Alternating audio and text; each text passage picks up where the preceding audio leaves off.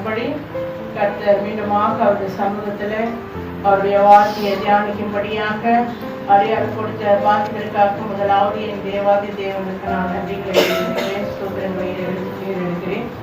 இந்த வாய்ப்பினை ஏற்படுத்தி கொடுத்த மகனுக்காகவும் சபை ஆயருக்காகவும் இதை பொறுப்பேற்றுக் கொண்டு கேட்டுக்கொண்டிருக்கிறவங்களுக்காகவும் நான் நன்றி சொல்கிறேன். கர்த்தர் நாளிலும் நம்மை ஆசீர்வதிப்பாராக. நம்மளுடைய தியானங்களை கர்த்தர் ஆசீர்வதிப்பாராக. நாம் ஜெபிக்கலாம். ஸ்தோத்திரம் ஆண்டவரே, துதிகள் மத்தியில வாசம் செய்கிற தேவனே, நன்றியோடு ஸ்தோத்திரிக்கிறோம் அப்பா. இந்த நாளிலும் தகப்பனே, உடைய பிள்ளைகளாக நாங்கள் சமூகத்தில் ஆண்டவரே வந்திருக்கிறோம் அப்பா. அப்பா, அந்த 2 நாட்களில் ஆண்டவரே எங்களை புதுப்பித்துக் கொள்ள உடைய சமூகத்தில் நாங்கள் வந்திருக்கிறோம். உடைய வார்த்தையை கொண்டு நாங்கள் எங்களை பரிசுத்தப்படுத்திக் கொண்டு புதிய வாழ்க்கை, புதிய வாழ்வாக வாழ எங்களை நீர் ஆசீர்வதிக்கும்படியாக நீர்தாமே எங்களுக்கு கிருபை செய்தருள வேண்டும் என்று கர்த்தரும் என் மீட்பருமாகிய இயேசுவின் நாமத்தில் வேண்டிக் கொள்கிறோம் நல்ல பிதாவே, ஆமென். கர்த்தர் இந்த நாளிலும் நமக்கு தியானத்திற்காக கொடுக்கப்பட்ட சத்திய வசனங்கள் தென்னிந்திய திருச்சபையின் மூலமாக குறிப்பிட்ட அளவின்படி நமக்கு மேலான கிறிஸ்தவ அழைப்பு என்ற தலைப்பில் நம்மை பேசும்படியாக, நாம் தியானிக்கும்படியாக கர்த்தர் நமக்கு இந்த வாய்ப்பை ஏற்படுத்தி கொடுத்திருக்கிறார். நம்மளுடைய அனைவருடைய இருதய தியானமும் கர்த்தருக்கு எப்படி இருக்கணுமா? பிரியமா இருக்கணுமா? நான் சொல்லும் பொழுது, நீங்க கேட்கும் பொழுது என்னுடைய தியானம், உங்களுடைய தியானம் யாருக்கு பிரியமா இருக்கணுமா? கர்த்தருக்கு பிரியமா இருக்கணும். இதுதான் அவர் விரும்புறது. இந்த 2 டேஸ்ல நம்ம கொடுக்கப்பட்ட மேலான கிறிஸ்தவ அழைப்பு என்ற தலைப்புல ஒவ்வொரு வாரமும் நம்ம ஒவ்வொரு தலைப்பின் கீழே நம்ம என்ன பண்ண போறோம்? தியானிக்க போறோம். இந்த வாரத்துல, முதலாம் வாரத்துல நாம் தியானிக்க போகிற தியானம் என்னவென்றால் ஒழுக்கமும் ஒப்புரவாகுதலும். ஒழுக்கமும் ஒப்புரவ ஆகுதலும். என்ன ஒழுக்கம் ஒப்புரவாகுதல் என்று யோசிக்கும் பொழுது, ஏன் நம்ம ஒழுக்கமா இல்லையா? ஏமா கொஞ்சம் நம்ம ஒழுக்கமா இல்லையா? நம்ம யார்கிட்ட ஒப்புரவ ஆகாதல் இருக்கிறோமா? நம்ம யார்கிட்ட எப்படி நடந்து கொள்றோம்? இதெல்லாம் நம்ம தெரிஞ்சுக்கணும். ஒருவேளை நான் என்ன யார்கிட்ட நான் என்ன தப்பா பேசுறேன், நான் போய் வேற நான் பார்த்துட்டு நானே பேசாம போயிட்டு இருக்கேன் என்ன சொல்றோம்? அப்படி கிடையாது. கிறிஸ்துவ வாழ்க்கையே ஒரு ஒப்புறுதல் ஆகக்கூடிய ஒரு வாழ்வு தான். கிறிஸ்துவ வாழ்க்கையே ஒப்புறுதல் ஆகக்கூடிய ஒரு வாய்ப்பு. அப்போ இந்த மேலான கிறிஸ்தவ அழைப்புல நாம முதலாவது ஒழுக்கத்தை குறித்து பார்க்க போறோம். அப்போ இந்த ஒழுக்கம்னா எப்படி இருக்கணும்? முதலாவது என்ன பண்றாங்க? சகோதரரை என்ன பண்றாங்க சொல்றாரு கடவுள். அதாவது யாத்திராகம புஸ்தகத்துல நம்ம பார்க்கிறோம், கொலை செய்யாதிருப்பாயாருன்னு மோசேயின் நியாயப்பிரமாணம் சொல்லப்படுகிறது. கடவுள் மோசேயை என்ன பண்ணாரு? மலையில அழைத்து மலையில என்ன பண்றாரு? 10 கட்டளைகளையும் கற்பனைகளையும் கொடுத்து மக்களுக்கு போதிக்க சொல்லி அனுப்புறாரு. அவரும் சொல்றாரு. அதன்படி மக்கள் என்ன பண்ணாங்க? அப்போ இருந்தாங்க. ஒரு சில இல்லாதவங்களை கடவுள் என்ன பண்ணாரு? அழிச்சு போட்டாரு. ஆனா ஏசாமி எங்கதான் போயிட்டு கடவுளோட பேசுறாரு? மலைகளில் தான் போய் பேசுறாரு. அவர் அதாவது மத்தேயு எழுதின சுவிசேஷம் 5ஆம் அதிகாரம், 6ஆம் அதிகாரம், 7ஆம் அதிகாரம் பாத்தீங்கன்னா 5ல முதல் வசனத்துல அவர் மலையின் மேல் ஏறினார். மக்களோட பேசுறதுக்கு பிரசங்கம் பண்ண என்ன பண்றாரு? மலையின் மேல் ஏறினார் இருக்கும். நீங்க இந்த 5, 6, 7ல முடிச்சுட்டு 8வது ஃபர்ஸ்ட் வசனம் பாத்தீங்கன்னா இறங்கினார்னு இருக்கும். இந்த 3 வசனமா மலையில அவர் பிரசங்கம் பண்ற ஒரு காட்சி. அப்போ இந்த அவர் மலையில போயிட்டு தான் யார்கிட்ட பேசுறாரு? கடவுள்கிட்ட பேசிட்டு, தேவனோடு பேசிட்டு வர்றாரு. அப்போ அவரு என்ன பண்றாரு?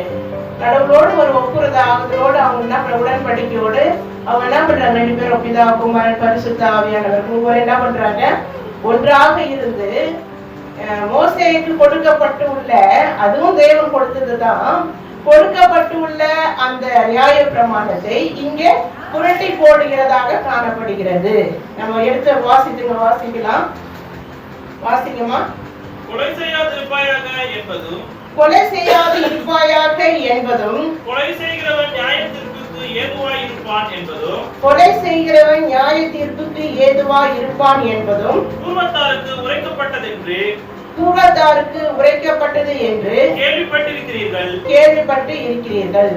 யாருக்கு உரைக்கப்பட்டது? பூர்வத்தாருக்கு உரைக்கப்பட்டது என்று கேள்விப்பட்டு இருப்பீர்கள். நான் உங்களுக்கு சொல்லுகிறேன். நான் உங்களுக்கு சொல்லுகிறேன், தன் சகோதரனை நியாயமில்லாமல் கோபித்துக் கொள்பவன் நியாய தீர்ப்புக்கு ஏதுவாய் இருப்பான். பாருங்க, கடவுளே நம்ம ஏசப்பா எதுவுமே மேலோட்டமா பார்த்துட்டு போறவர் கிடையாது. தோண்டி எடுப்பாரு. அதாவது சொல்லுவாங்கல்ல, எப்பா அவரா அடி வரைக்கும் தோண்டுவாரு. அவர்கிட்ட நம்ம பேச முடியாதுன்னு சொல்லுவோம் இல்லையா? அது போலதான் ஆண்டவராக இயேசு கிறிஸ்து. வேத பரகரும் பரிசேயரும் அதிர்ச்சி அடையத்தக்க பேசக்கூடிய ஒரு மனிதர் தான் ஆண்டவராகிய இயேசு கிறிஸ்து. அவர் மனித அவதாரம் எடுத்து இந்த உலகத்துல வந்தாரு. எல்லாமே அவருக்கு தெரியும். பரலோகத்தில் நடந்த விஷயங்களும் அவருக்கு தெரியும். பூலோகம் எப்படிப்பட்டது என்பதும் அவருக்கு தெரியும். அப்ப அவர் எப்படி பேசுவாரு? அதிகாரப்பூர்வமா தான் பேசுவாரு இல்லைங்களா? அந்த அதிகாரத்துல தான் என்ன பண்றாரு? பேசுறாரு.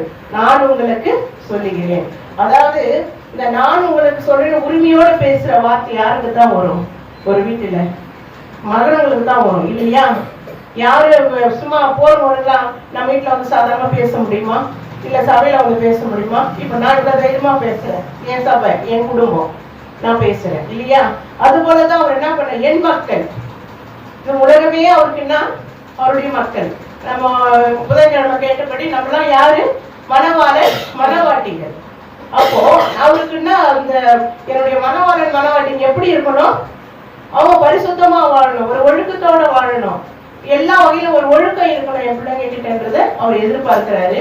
கொலை செய்யாது இருப்பாயாக சொல்லும் பொழுது இந்த கொலை சாதாரணமா செய்யறதுக்குன்னா இப்ப சும்மானா யாரும் கொலை செஞ்சிருவாங்களா? நீட்டா நம்ம கத்தியில குத்திட்டு போவாங்களா? கண்டிப்பா அதுல என்ன ஒரு காரணம் இருக்கணும் இல்லையா? ஆனா கடவுள் அநியாயமா செய்யற காரியத்தை என்ன சொல்றாரு? கண்டிக்க சொல்றாரு. நியாயமா நடக்கிற விஷயங்களை அவர் சொல்லல. அநியாயமாய் இங்கதான் நல்லா நம்ம வேதாந்தத்தை வாசிக்கணும். நியாயம் இல்லாமல் தன் சகோதரனை, எதுவுமே நியாய நீதியே இல்லாம சகோதரன்கிட்ட கோச்சு கூடாது. நம்ம என்ன பண்ணுவோம்? ஏதாவது ஒரு விஷயம் நடந்ததுன்னா வீட்டுல மூஞ்சி என்ன பண்ணுவோம்? திருப்பிட்டு போயிடுவோம், பேச மாட்டோம்.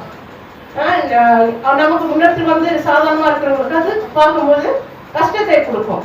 என்னடா இது, இவங்க எல்லாம் நல்லா பேசுறாங்க, திடீர்னு என்ன இவங்க போயிட்டு இருக்கானே சொல்லுவாங்க. ஒரு சில வீட்டுல ஐயோ அவனா சுடுகுத்தி அவன் என்னகிட்ட பேசவே முடியாது சொல்லிட்டு போயிடுவாங்க. அப்படியே இருக்கக்கூடாது. நம்ம கிறிஸ்துவ பிள்ளைங்க கிட்ட ஒரு அன்பு இருக்கணும், நம்மளிடத்துல ஒரு பாசம் பணிவு இருக்கணும், ஒரு இரக்க குணம் உள்ள பிள்ளைகளாக இருக்கணும், எப்பவுமே அன்புள்ளவர்களாக இருக்கணும். இதுதான் ஆண்டவர் செய்வார் இல்லையா? எங்கேயாவது அவர் கோபம் கடிந்து கொள்றாருன்னா எங்க தவறுகள் நடக்குதோ அங்கதான் கடிந்து கொள்வார். எல்லா இடத்திலும் கடிந்து கொள்ள மாட்டார். இதை நாம தெரிந்து கொள்ள வேண்டும். அப்போ இதுக்கு உதாரணமாக நம்ம பைபிள்லயே எடுத்துக்கணும்னா காயின் ஆபேலை நாம் எடுத்துக்கலாம். ஆதியாகமம் 4ஆம் அதிகாரம் 5-7 வரைக்கும் பார்த்தோம்னா காயின் ஆபேலுடைய வலியை நாம பார்க்கிறோம். படிக்கிறீங்களாமா இல்ல சொல்லிடுவாங்க? காயினையும் காணிக்கையையும் அவர் அங்கீகரிக்கவில்லை. காயினையும் காணிக்கையும் அவர் அங்கீகரிக்கவில்லை. நல்லா கவனிங்க. அப்பொழுது காயினுக்கு மிகவும் எரிச்சல் உண்டாகி அவன் முகநாடி வேறுபட்டது. நல்லா கவனிக்கணும். அண்ணன் தம்பிங்க, காயின் ஆபேல்ன்றவங்க 2 பேரும் அண்ணன் தம்பிங்க. இவங்க அண்ணன் தம்பிங்க கடவுளுக்கு 2 பேரும் காணிக்கை கொண்டு போறாங்க. ஒருவன் ஆடை கொண்டு போனா, இன்னொருவர் என்ன செஞ்சாரு? தன் பயிரிட்ட பயிர் வகைகளை கொண்டு போனார். ஆனால் ஆபேலுடைய காணிக்கை கடவுள் என்ன செஞ்சாரு? அங்கீகரித்து கொண்டார். யாரு? ஆபேல்னா தம்பி. தம்பியுடைய காணிக்கையை கர்த்தர் என்ன பண்ணாரு? அங்கீகரித்து கொண்டார். இந்த பயிர் எடுத்த அவருடைய காணிக்கையை என்ன பண்ணல? அண்ணனுடைய காணிக்கையை அவர் என்ன பண்ணல? ஏற்றுக்கொள்ளவில்லை என்று பார்க்கிறோம். இதை பார்க்கும்போது அண்ணனுக்கு என்ன வந்துச்சு மனசுல ஆட்டோமேட்டிக்கா ஒரு போராம வந்துருச்சு. போராம வந்ததுனால என்ன ஆச்சு, முகநாடி அவனுக்கு வேறுபட்டது. இப்ப நம்ம கூட வந்து ஒரு சில காரியங்களை வந்து 2 பேர் எங்கேயாவது போவோம், கூட இருக்கிறவங்களுக்கு வந்து ஒரு ஏதாவது நல்லா புகழ்ந்து பேசி ஏதாவது ஒரு ஷவுட் போட்டாங்கன்னு வச்சுங்க, பக்கத்துல இருக்கிறவங்க என்ன செய்வாங்க, அவங்க முகம் மாறிடும். அவங்க என்ன பண்ணுவாங்க, வேற மாதிரி ஏதோ சம்மந்தம் இல்லாத ஒரு பேச்சை அவங்க என்ன பண்ணுவாங்க, பேசுவாங்க. அது நமக்கு நல்லா தெரிஞ்சிடும் சம்மந்தப்பட்டவங்களுக்கு. ஓ, என் மனசுல இது ஒரே மயிச்சாரம் தான் அவன் அப்படி பேசுறான், நம்மளே கண்டுபிடிச்சி என்ன பண்ணுவோம், சொல்லுவோம். அது போல கடவுள் கேட்கிறாரு, உங்க முகநாடி ஏன்ப்பா அவனுக்கு வேறுபட்டது உங்க சொல்லும் பொழுது கீழே படிங்கம்மா. அப்பொழுது கர்த்தர் காயீனை நோக்கி உனக்கு ஏன் எரிச்சல் உண்டாயிற்று, உன் முகநாடி ஏன் வேறுபட்டது, நீ நன்மை செய்தால் இல்ல கவனிங்க, நீங்க நன்மை செஞ்சீங்கன்னா உங்களுக்கு மேன்மை இல்லையோ, நீ நன்மை செய்யாதிருந்தால் பாவம் வாசற்படியில் படுத்திருக்கும். நன்மை செஞ்சா உங்களுக்கு மேன்மை இல்லையாப்பா? உங்களுக்கு நன்மை செஞ்சீங்கன்னா கண்டிப்பா உங்களுக்கு நல்ல மேன்மை பாராட்டுதல் எல்லாமே இருக்கும். நீங்க தீமை செஞ்சீங்கன்னா பாவம் யார் வாசற்படியில படுத்துட்டு இருக்கான், ஒவ்வொருத்தருடைய வாசற்படியிலும் படுத்துட்டு இருக்கான். அது உன்னை ஆண்டு கொள்ளும். நீ கோபப்படுவ, அப்புறமா எரிச்சல் அடைவ, அதன் மூலியமா என்ன செய்வ, என்ன பண்றன்னு உனக்கே தெரியாது. அந்த மாதிரிதான் அவர் என்ன பண்ணாரு, தன் சகோதரனையே என்ன பண்றாரு, கொலை செஞ்சு போட்டுரு. அப்ப கொலை எதனால வந்ததுங்க, கோபத்தினால. இதுதான் ஆண்டவராகிய இயேசு கிறிஸ்து இதனுடைய அடி என்னன்றத பார்த்து, எப்பா கொலை செய்யாதுன்றத வார்த்தையை நீங்க சொல்லாதீங்க. கொலை எதனால வருது, உன் சகோதரன் நியாயம் இல்லாத கோபித்து கொள்ளாத, அவனை வீணன்னு சொல்லாத, அவன் மேல எரிச்சல் அடையாத. இப்படி நீ இருந்தாதான் நீ என்ன பண்ண முடியும், என்னுடைய கட்டளைகளை கை கொள்ள முடியும்.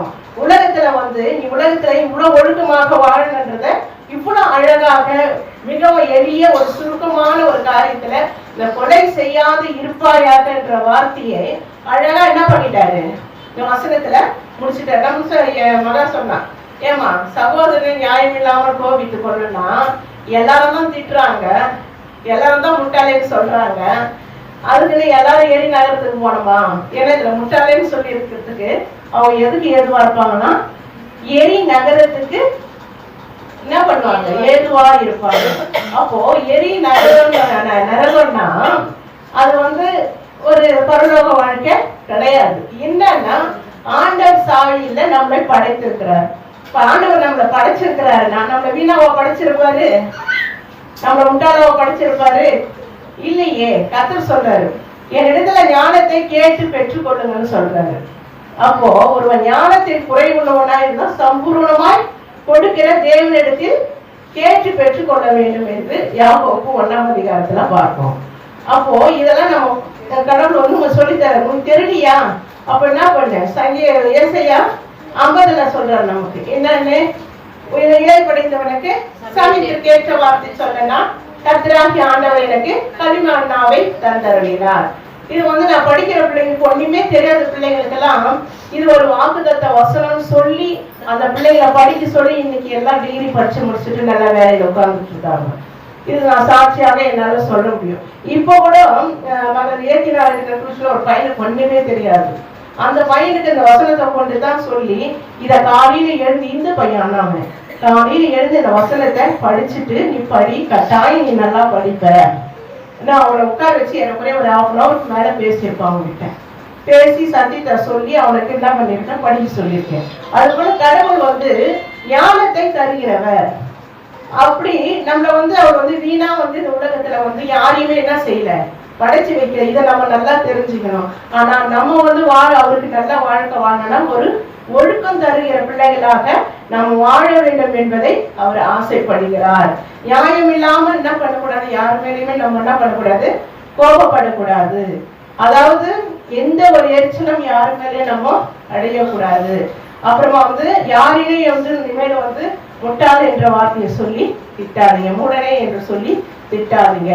அதே மாதிரி சகோதரனை நீங்களா வேஸ்டடா வீண், நீங்களா தண்டம்னு சொல்லி திட்டக்கூடாது. இதெல்லாம் வந்து கடவுள் வந்து அவருடைய படைப்பை நம்ம கேவலப்படுத்துற மாதிரியும், ரெண்டாவது வந்து நாம வந்து அவர்களை கொலை செய்வதற்கு ஈக்குவலாகவும் அவருடைய பெயர்களை காணப்படுகிறது.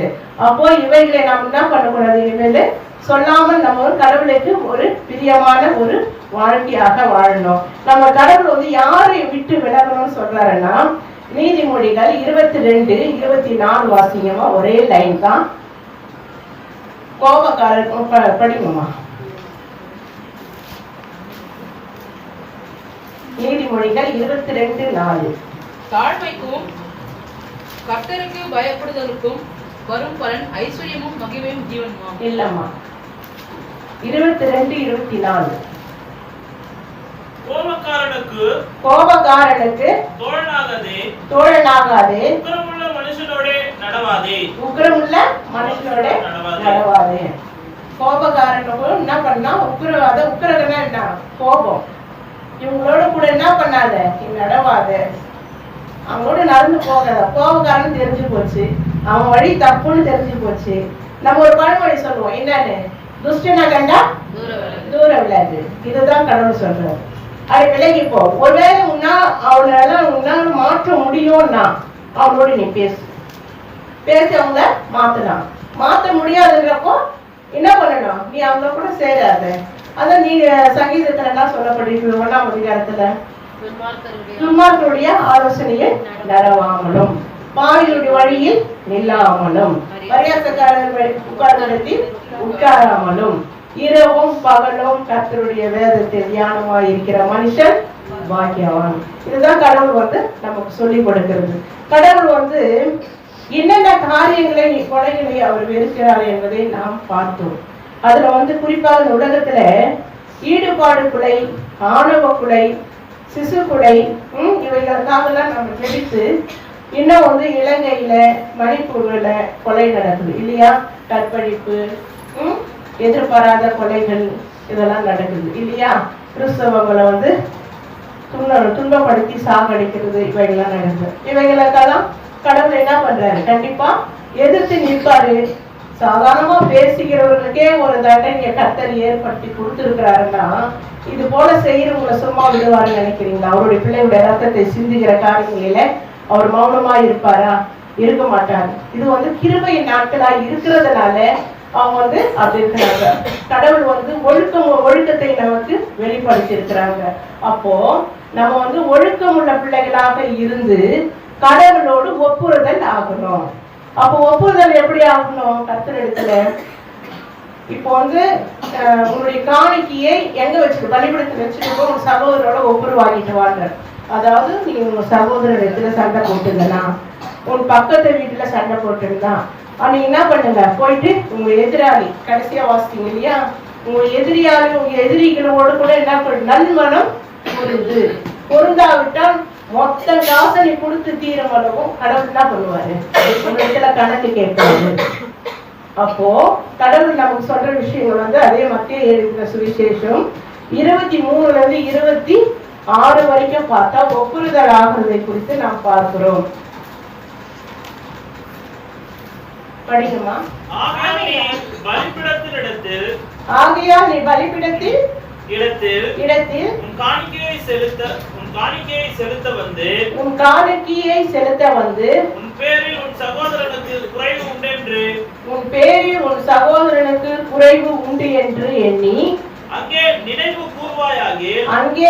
கூர்வாயாகி அங்கேதானே பலிபீடத்தின் முன் உன் காணிக்கையை வைத்துவிட்டு போய் முன்பு உன் சகோதரனோடு கூட ஒப்புரவாகி பின்பு வந்து உன் காணிக்கையை செலுத்து. இதுதான் நம்ம ஆண்டவராகிய இயேசு கிறிஸ்து நமக்கு சொல்லி இருக்கிறது.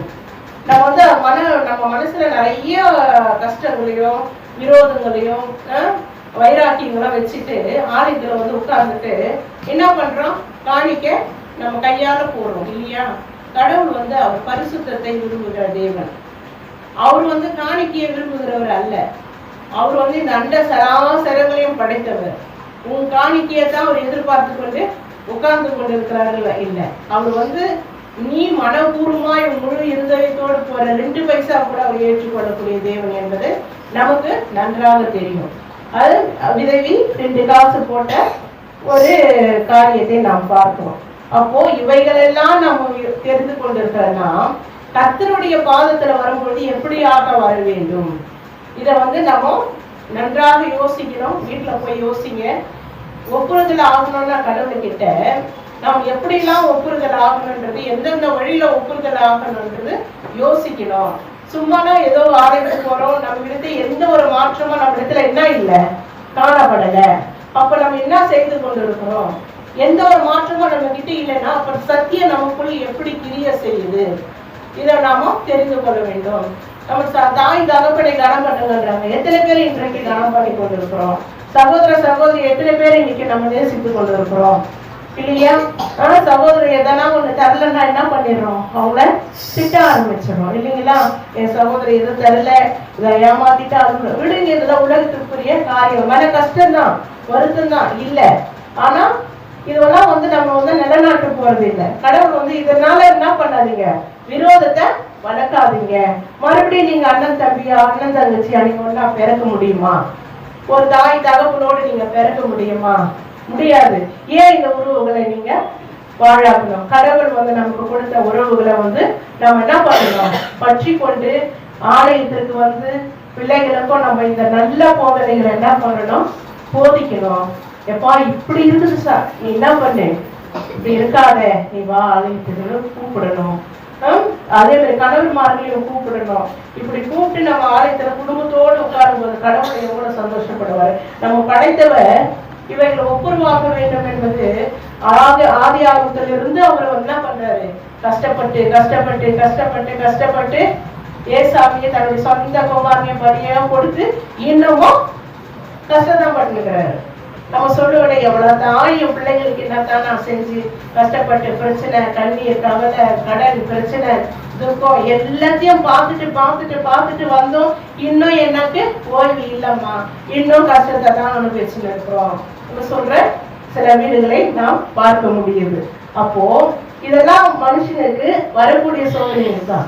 ஆனா இதுல இருந்து மேற்கொண்டு கர்த்தரிடத்துல ஒப்புறுதல் ஆகுறது மிகவும் அவசியம். இந்த உலகம் அழிந்து போகக்கூடியது, உலகத்தில் வாழும் எல்லாமே அழியக்கூடியது. அழியாத ஒரு ராஜ்யம் அது பரலோக ராஜ்யம். மகன் முதல்ல பாடினது போல அவருடைய ராஜ்யம் அழியாத ராஜ்யம். அவரோடு நாம் வாழ ஆசைன்னு சொன்னா எத்தனை பேர் ஆசைப்படுகிறீங்கன்னு தெரியல. ஆண்டவராக இயேசு கிறிஸ்துவோட வாழறதுக்கு எத்தனை பேருக்கு ஆசை? கை தூக்குங்க பார்க்கலாம். இவ்வளவு பேர் ஏசாமி கூட வாழ்வீங்களா? உண்மையிலே கர்த்தர் மகிமைப்படுவார். கர்த்தர் ரொம்ப சந்தோஷப்படுவார். என் பிள்ளைங்க என்னோட வாழறதுக்கு ஆசைப்படுறாங்கன்னு ரொம்ப சந்தோஷப்படுவாரு. ஏன்னா கர்த்தர் மகிமையும் அவருடைய மகிமை இறங்கி கொண்டு இருக்கிறது. அவருடைய மகிமையின் கிரீடங்களும் உங்கள் தலையின் மேல கட்டாய கடவுள் வைப்பார்.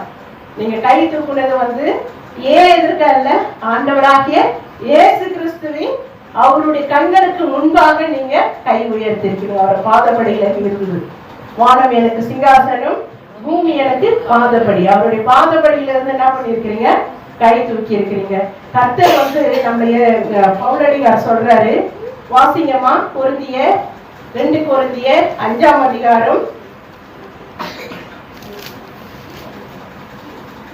2 கொரிந்தியர் 5ஆம் அதிகாரம் 18ஆவது வசனத்திலிருந்து 21 வசனங்கள். அதுல 18 படிங்கம்மா. இவையெல்லாம் தேவனாலே உண்டாயிருக்கிறது. இவைகளெல்லாம் தேவனால் உண்டாயிருக்கிறது. அவர் இயேசு கிறிஸ்துவை கொண்டு நம்மை தம்மோடு ஒப்புரவாக்கி ஒப்புரவாக்குதலின் ஊழியத்தை எங்களுக்கு ஒப்பு கொடுத்தார். இத பார்க்க போனீங்கன்னா அப்படியே ஃபுல்லா படிச்சுட்டு இருந்தீங்கன்னா அப்படியே அழகா பரலோக வாழ்க்கையை கொண்டு போயிடுவாரு. ஒப்புறுதல் ஆகுதலின் ஊழியத்தை நம்ம கையில கொடுத்திருக்கிறாரு. மற்றபடி வேற ஏதாவது குடும்பத்தை கொடுத்திருக்கிறாரா, இல்ல பிள்ளைங்களை கொடுத்திருக்கிறாரா? நல்லா நம்ம யோசிக்கணும். பவுல் எல்லாத்தையும் விட்டுட்டு தான் வந்தாரு. அவருடைய ஊழியத்தை, ஒப்புறுதல் ஆகுதலின் ஊழியத்தை நம்ம கையில கொடுத்திருக்கிறாரு.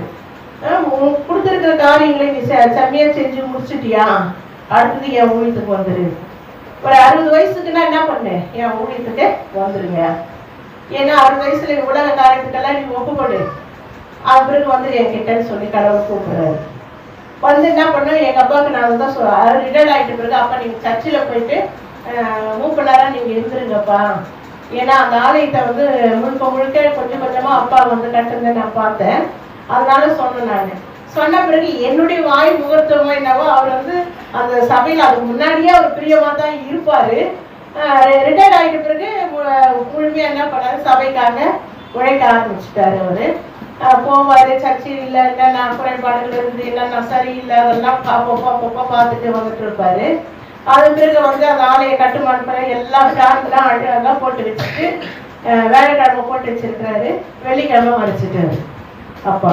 அது வந்து ஐயர் வந்து பார்த்து ஐயர்கிட்டலாம் பார்த்து பேசியிருக்கிறாரு, பிளான்லாம் சொல்லியிருக்கிறாரு. அதை சொல்லிட்டு அவரே அந்த ஐயரை அழுதுட்டாரு. இது போல ஒரு மனுஷன் என்னன்னு பார்க்கல, ஆலயத்துக்காகவே வாழ்ந்த ஒரு மனுஷன். இதை விட ஒரு மகிழ்ச்சி வேற எதுவுமே எனக்கு எங்களுக்கு கிடையாது. ஏன்னா கடைசி நேரத்தில் ஆண்டவருடைய ஆலயத்துல அவர் ஜெபித்து கொண்டே தான் மறைச்சிருக்கிறாரு. பாருங்க, வீட்டுல வந்து அக்கா பொண்ணு போய் பார்த்துருக்கா, பார்த்த சமயம் பைபிள் படிச்சுட்டு உட்காந்துட்டு இருந்தாராம். தாத்தா வாங்க தாத்தா சாப்பிடுவீங்கன்னா, நீ போமா அதை வரேன்னு சொன்னாராம். சரின்னு இவன் போயிட்டு கொஞ்ச நேரம் கழிச்சு போய் பார்த்துருக்கான், ஆளே இல்லையா. என்ன தாத்தா இன்னைக்கு கட்டில் மேலே உட்காந்துருந்தாரு, ஆளை வெளியே பார்த்துருக்காரு, எல்லாம் ரவுண்ட் அடிச்சு பார்த்துட்டு என்னதான் இவர் பண்றாரு தெரியல, தள்ளி இருக்கிறா, ஒரு கது சாத்தி இருக்குது, தள்ளே முடியல, டைட்டா இருக்கணும். எட்டி பார்த்தா முட்டி போட்டுனே விழுந்து செத்துட்டு இருக்கிறாங்க. பாருங்க, அது எவ்வளவு பேருக்கு அது மாதிரி ஒரு பாக்கியம் கிடைக்குங்க. நம்ம கடவுள் இடத்துல எப்படி நம்மளை ஒப்பு கொடுக்கணுமோ அப்படித்தாங்க நம்ம மரணம் இருக்கும். நம்ம எவ்வளவு முழுமையாக நம்ம ஒப்பு கொடுக்கிறோமோ அப்படித்தான் நம்மளுடைய மரணமும் இருக்கும். அதாவது யாக்கோப்பு கூட அவர் எப்படி மரித்தாருன்னு பார்த்தோம்னா, அவர் கோல் வச்சுட்டு ஜெபிச்சு கொண்டேதான் அவர் மரித்தாருன்னு இருக்கும். வியாதிப்பட்டோ கஷ்டப்பட்டோ அவர் என்ன பண்ணல, மறிக்கல. எல்லாரும் சொல்லுவாங்க திடீர்னு செத்துட்டேன், நல்லா படுத்த செத்துட்டேன், நல்லா சாப்பிடுவாங்க இல்லையா. அது போல வந்து யாருக்கும் அமையிறது கிடையாது. இன்னைக்கு வந்து ஹார்ட் அட்டாக்ன்றது எல்லாருக்கும் ஈஸியா வருது. இப்போ எப்படியோ வருது, என்னென்ன காரணத்தோட வருது, எதுவுமே கண்டுபிடிக்க முடியாது. கடவுள் ஏன் அனுமதிக்கிறாருன்னா ஏதாவது ஒரு காரணங்கள் இருக்கும், இல்லாம போகாது. ஏன்னா எல்லாத்தையும் அவர் என்ன பார்த்து செஞ்சிருக்கிறாரு இல்லைங்களா. அப்போ ஏதோ ஒரு காரியம் நடக்குதுன்னா, ஒரு வியாதிகள் வருதுன்னா, என்னவோ ஒரு பாவங்கள் ஏதோ ஒரு மீறுதல் நடந்து கொண்டு இருக்குது. கடவுளுக்கு அவர் சகிக்க முடியாத காரியங்கள் நடந்து கொண்டு இருக்கிறதுனால இவைகளெல்லாம் அவர் என்ன பண்றாரு, அனுமதிக்கிறாருன்றதை நாம் பார்க்கிறோம். அதே மாதிரி வந்து எபேசியர் நாம இருத்திரத்தாரையும் ஒற்றுமையை ஆக்கினார் என்பதை நம்ம இந்த வாரத்துல படிச்சோம். எபேசியர் 2ஆம் அதிகாரம் 14-16 வசனம் வாசிங்கம்மா. எப்படி எனில் அவரே நம்முடைய சமாதானக்காரராகி இரு திறத்தாரையும் ஒன்றாக்கி பகையாக நின்ற பிரிவினையாகிய நடுச்சுவரை தகர்த்து சட்ட திட்டங்களாகிய நியாய பிரமாணத்தை தம்முடைய மாம்சத்தினாலே ஒழித்து இரு திறத்தாரையும் தமக்குள்ளாக ஒரே புதிய மனுஷனாக சிருஷ்டித்து இப்படி சமாதானம் பண்ணி பகையை சிலுவையினால் கொன்று அதனாலே இரு திறத்தாரையும் ஒரே சரீரமாக தேவனுக்கு ஒப்புரவாக்கினார். இரு திறத்தாரையும், அதாவது யூதர்களையும் இஸ்ரவேலர்களையும் இரு திறத்தாரையும் என்ன பண்ணாராம், ஒரே மந்தையாக ஒரே கோலாக சேர்த்து என்ன பண்றாரு, அவர் பரலோக வாழ்க்கைக்கு கொண்டு போற ஒரு ஆண்டவராக இருக்கிறார். நம்ம 2 கொரிந்தியர் 22:18-22 வாசிக்கணும். 22-21 வாசிங்க. 2 கொரிந்தியர் 18 2 கொரிந்தியர் 5:18-21 இவைகளெல்லாம் தேவனாலே உண்டாயிருக்கிறது. அவர் இயேசு கிறிஸ்துவை கொண்டு நம்மை தம்மோடு ஒப்புரவாக்கி ஒப்புரவாக்குதலின் ஊழியத்தை எங்களுக்கு ஒப்பு கொடுத்தார். அது என்னவெனில் தேவன் உலகத்தாருடைய பாவங்களை எண்ணாமல் கிறிஸ்துவுக்குள் அவர்களை தமக்கு ஒப்புரவாக்கி ஒப்புரவாக்குதலின் உபதேசத்தை எங்களிடத்தில் ஒப்புவித்தார். படிப்பா. ஆனபடியினாலே தேவனானவர் எங்களை கொண்டு புத்தி சொல்லுகிறதை போல நாங்கள் கிறிஸ்துவுக்காக ஸ்தானாதிபதிகளாய் இருந்து தேவனோடு ஒப்புரவாகுங்கள் என்று கிறிஸ்துவின் நிமித்தம் உங்களை வேண்டிக் கொள்கிறோம். போதும்பா. யாரோட ஒப்புரவாகணும்? தேவனோடு ஒப்புரவாகணும். யாரை கொண்டு? ஆண்டவராக இயேசு கிறிஸ்துவை கொண்டு. அவர் பகையை என்ன பண்ணாரு? சிலுவையிலே அறைந்தார். அதனால யாரு மேலும் நம்ம என்ன பண்ணக்கூடாது? கோபம் கொள்ளக்கூடாது. பகையை நம்ம வளர்க்க கூடாது. ஏன்னா இன்றைக்கு இருக்கிறவங்க நாளைக்கு இல்ல. எல்லாரும் சகோதர சகோதரிகளாக வாழணும். இதுதான் ஆண்டவர் விரும்புகிறாரு. நம்ம வேதத்தை சுமக்கிறனா அவருடைய வழியில நடக்க வேண்டும் என நினைக்கிற நீங்களும் நானும் இவர்களை கட்டாயம் என்ன பண்ணணும்? கடைபிடிக்கணும். நம் மனதிலிருந்து எடுத்து போட வேண்டும். அதாவது பகை, பிரிவினை, கோபம், வைராக்கியம், தீய குணம் இவைகளை விட்டு நம்ம என்ன பண்ணோம்? கர்த்தரிடத்துல சேரணும். எதை விட்டுட்டு? இந்த காரியங்களை விட்டுடணும். சுத்தமா விட்டுடணும். கோபம் நமக்கு வராத அளவுக்கு நம்மளை எப்படி காத்து கொள்ளணுமோ அப்படி காத்து கொண்டு நம்ம என்ன பண்ணணும்? வைராக்கியத்தை, இந்த தீய குணத்தை, அதாவது மற்றவங்களை எடுக்கணும்னு நினைக்கிற விஷயங்களை நம்ம என்ன பண்ணணும்? விட்டுடணும். பிரிவினை வருதா? அதை சேர்க்கறதுக்கு என்ன வழிகளோ அதை பார்க்கணும். நம்ம ஏன்னா இன்னைக்கு இருக்கிற இந்த உலகத்துல கடவுள் ஒற்றுமையாக வாழணுன்றது தான் அவருடைய ஆசை. அப்படி ஒற்றுமையா இருக்கும் பொழுதுதான் அவருடைய வருகை வரும்பொழுது, அவர் பரலோகத்திலிருந்து இறங்கி வரும்பொழுது, மேல வாதியத்தோடு வரும்பொழுது நம்ம ஒற்றுமையா இருந்தா தான் நம்ம புத்தி உள்ள கன்னிகளாக எங்க போக முடியும்? பரலோக ராஜ்யத்துக்குள்ள போக முடியும். நம்ம இந்த புத்தி இல்லாம ஸ்திரீகளை போல ஒரு ஆயுதம் இல்லாம, ஒரு ஒப்புறுதல் ஆகுதல் இல்லாம, ஒரு பரிசுத்தம் இல்லாம, நம்ம கடவுளோடு நம்ம இல்லாம நம்ம வாழ்ந்து கொண்டு இருந்தோம்னா கண்டிப்பா நம்ம என்ன பண்ணுவோம்? கைவிடப்படுவோம். கைவிடப்படாமல் இருக்கணும். அவருடைய வருகையில எடுத்துக்கொள்ளப்படணும்னா நம்ம என்ன பண்ணணும்? காரியங்களை விட வேண்டும். விட வேண்டிய காரியத்தை விடுவோம். கர்த்தர் நம்மையும் நம் குடும்பத்தையும் ஆசீர்வதித்து அவர் வருகை நடத்தி அவர் வருகையிலே நம்மளை சேர்த்து அவரோடு கூட நம்மளை வாழ வைப்பாராக. கர்த்தர் தாமே இந்த திருவசனங்களை ஆசீர்வதிப்பாராக. நாம் ஜெபிக்கலாம். உம்மோடு நான் இருந்தால் உம்மை போல் மாறிடுவேன் ஏசையா, உம்மை போல் மாறிடுவேன். உம்மோடு நான் இருந்தால் உம்மை போல் மாறிடுவேன் ஏசையா, உம்மை போல் மாறிடுவேன். உலக வாழ்வு மறையானையா, உலக வாழ்வு மறையானையா, உம்மோடு வாழ்வு உண்மைதானையா, உம்மோடு வாழ்வு உண்மைதானையா. உம்மோடு நான் இருந்தால் உம்மை போல் மாறிடுவேன் ஏசையா, உம்மை போல் மாறிடுவேன். ஸ்தோத்திரம் ஆண்டவரே.